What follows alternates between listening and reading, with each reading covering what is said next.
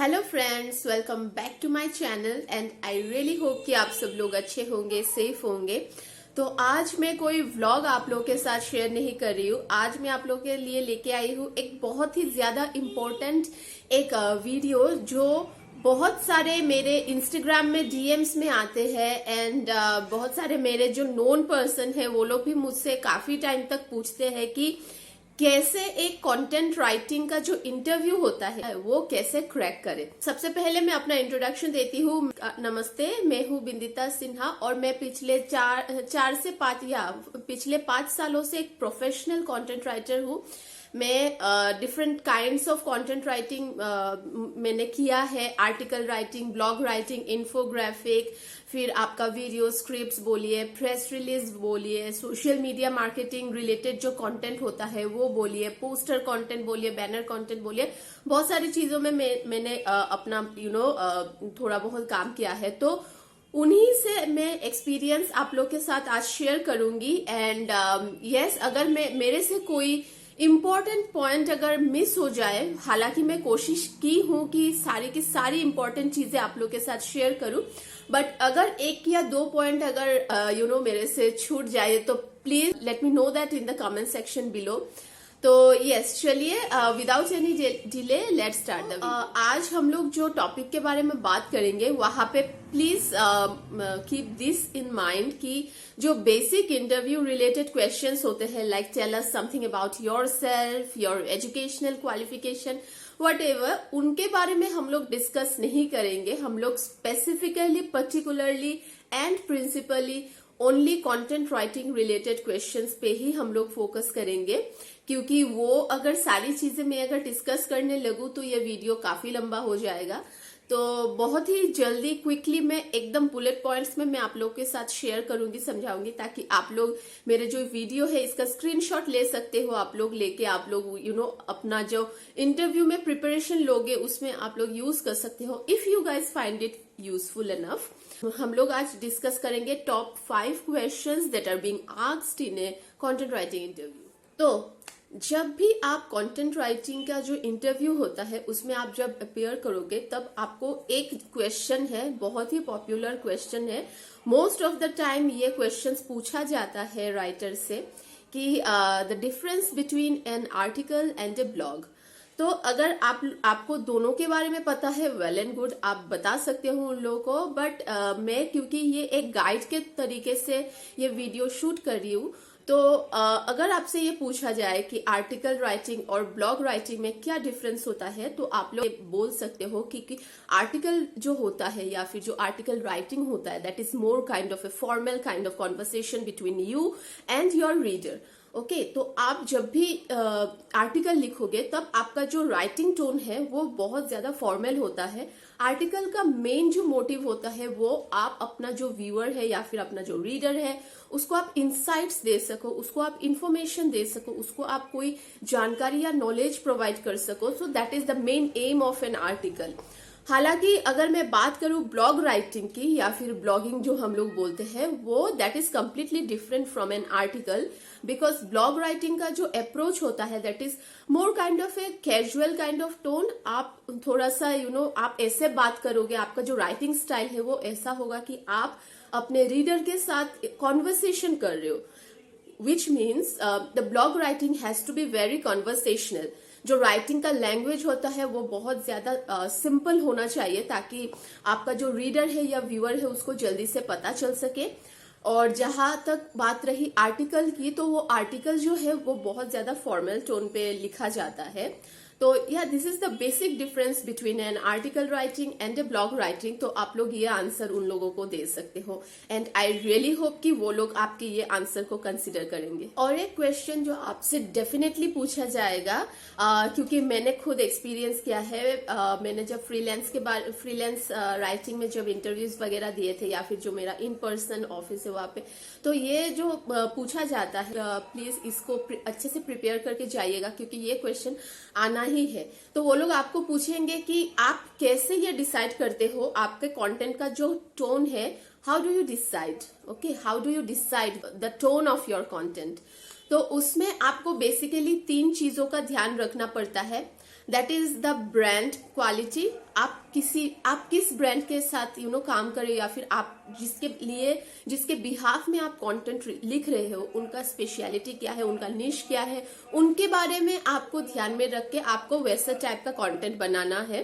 तो number 1 point is the quality और the niche of the brand that you are writing. Number 2 point is the target audience of your brand. आप जिस company के behalf में काम करते हो या फिर आप जिस ब्रांड से एसोसिएटेड हो, उनके जो टारगेट ऑडियंस है, आपको उन्हें अच्छे से पहले समझना पड़ेगा।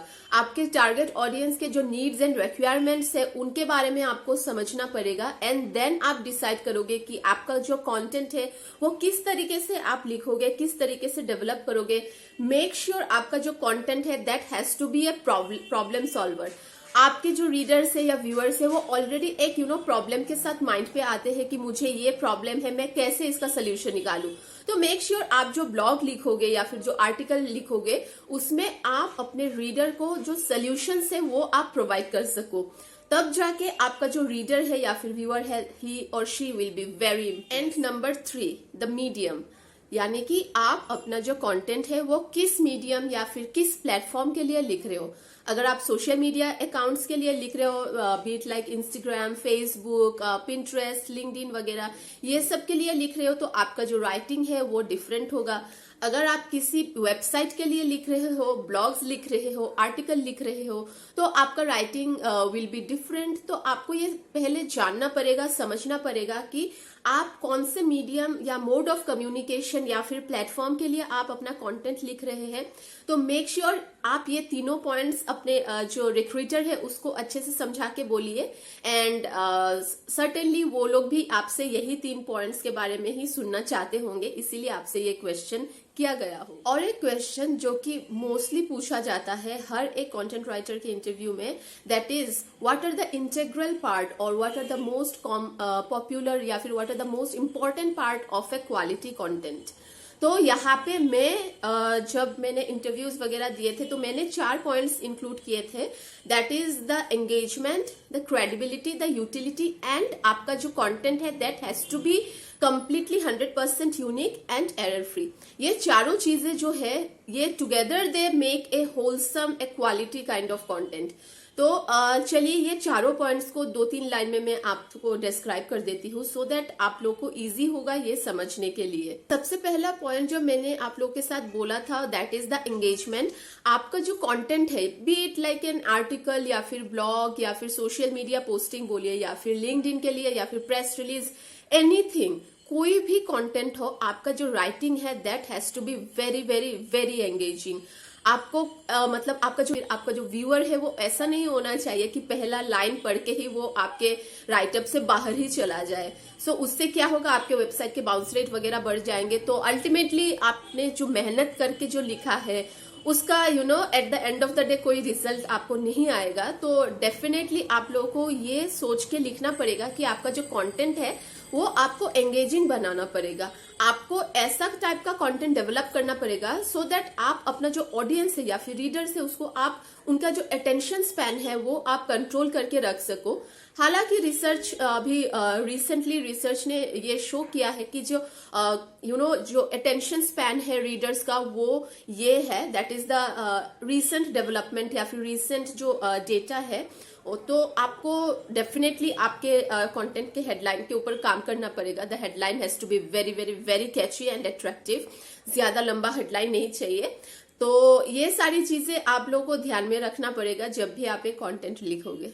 नंबर 2 पॉइंट जो मैंने आप लोग के साथ डिस्कस किया था, दैट वाज द यूटिलिटी, यानी कि आपका जो कंटेंट है that has to be a problem solver, जो कि मैंने थोड़ी देर पहले आप लोग के साथ डिस्कस किया था।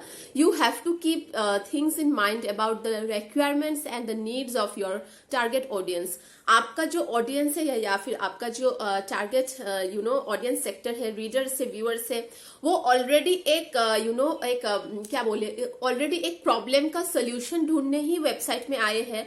वो लोग ऑलरेडी गूगल में सर्च कर रहे हैं कि what are the ways to solve this and that and all and so on. तो आपका जो कंटेंट है वो प्रॉब्लम सॉल्वर होना ही पड़ेगा। आपका जो कंटेंट है वो उससे आपका जो रीडर है या फिर जो व्यूअर है वो he or she has to be very satisfied because एक अच्छा कंटेंट राइटर का क्वालिटी यही होता है कि वो अपने कंटेंट में A to Z सारी इंफॉर्मेशन प्रोवाइड करता है और उनका जो कंटेंट होता है वो इस तरीके से लिखा जाता है कि भाई मेरे कंटेंट पे मेरा जो रीडर है वो आया है तो सारी की सारी जो क्वेरीज है या फिर क्वेश्चंस है, इश्यूज है, वो सारी की सारी मेरे कंटेंट के थ्रू ही उनको पता चले। तो मेक श्योर कि आप जब भी कंटेंट लिखोगे तो आप full 100% A to Z information provide कीजिए। This is a very good sign of a quality content. Number 3 points जो मैंने डिस्कस किया था, दैट इज द क्रेडिबिलिटी।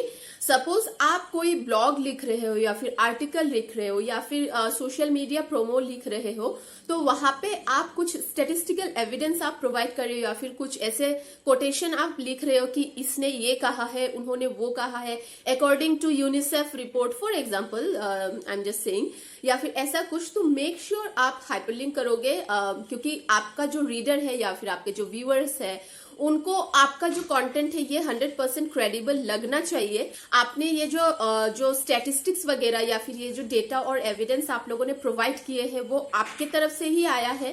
तो मेक श्योर आप जब भी कोई कंटेंट लिखोगे क्रेडिबल सोर्सेस आप डेफिनेटली प्रोवाइड करो। And number 4 is error free content, 100% unique.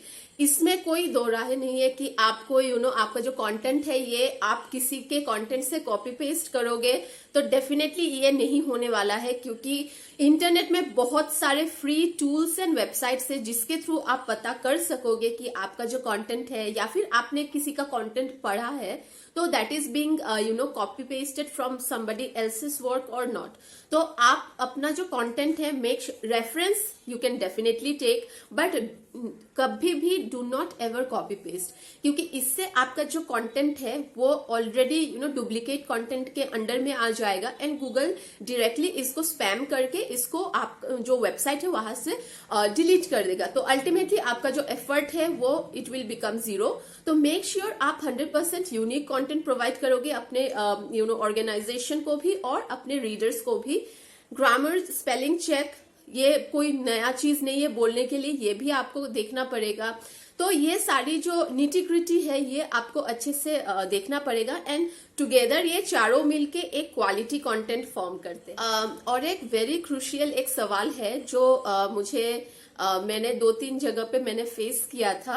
I don't know ये आ भी सकता है, नहीं आ भी सकता है, but this is a very interesting question and बहुत ही ज्यादा क्रूशियल एक क्वेश्चन होता है। तो इसको आपको अच्छे से थोड़ा सा स्ट्रेटेजिकली आंसर करना पड़ेगा। मे बी द इंटरव्यूअर आपसे पूछ सकता है कि content writing can be monotonous, can be boring. आप डे बाय डे मतलब एक ही चीज आप लिख रहे हो, एक ही तरह का फॉर्मेट फॉलो कर रहे हो, एक ही चीजें बार बार आप मतलब दिस एंड दैट वे में थोड़ा सा ट्विस्ट करके आप लिख रहे हो, तो आपसे पूछा जा सकता है कि आप कभी भी बोर फील नहीं करोगे या फिर आपको कभी ये मोनोटोनस नहीं लगेगा। डेफिनेटली ये लोग पूछ सकते हैं मेरे हिसाब से, क्योंकि मैंने खुद फेस किया ये क्वेश्चन। तो यहाँ पे आप अगर आप पैशनेट हो कंटेंट राइटिंग को लेके, आप you are very passionate towards your work, तो आपका जो काम है वो आई कैन से कभी भी मोनोटोनस नहीं लगेगा, कभी भी बोरिंग नहीं लगे। हाउएवर आप अपने इंटरव्यूअर को ऐसे तरीके से आंसर कर सकते हो कि मेक श्योर आपके जो स्किल्स एंड एप्टीट्यूड्स है उसमें आप फोकस कीजिए। आप उनको बताइए कि you are capable enough to experiment a lot of different styles of writing. आपको तरह तरह के राइटिंग स्टाइल्स पता है, आते हैं, तो आप अपना जो एग्जिस्टिंग काइंड ऑफ कंटेंट है उसी में आप डिफरेंट तरीके से डिफरेंट टोन्स यूज करके आप कंटेंट लिख सकते हो। तो इस तरीके के थोड़ा सा टेक्टफुली अगर आप आंसर करोगे तो आई एम श्योर आपका जो इंटरव्यूअर है उनको पसंद आएगा। आप लोग उनको ये भी बोल सकते हो कि डेफिनेटली अगर आप ऐसे डायरेक्ट बोल दोगे तो शायद वो लोग थोड़ा सा बेनिफिट ऑफ डाउट दे सकते हैं। आप लोग उनको ऐसे बोल सकते हो क्योंकि डेफिनेटली यस थोड़ा सा मोनोटोनस या फिर थोड़ा सा इरिटेटिंग या फिर फ्रस्ट्रेटिंग हो सकता है, but you know how to handle and overcome this situation.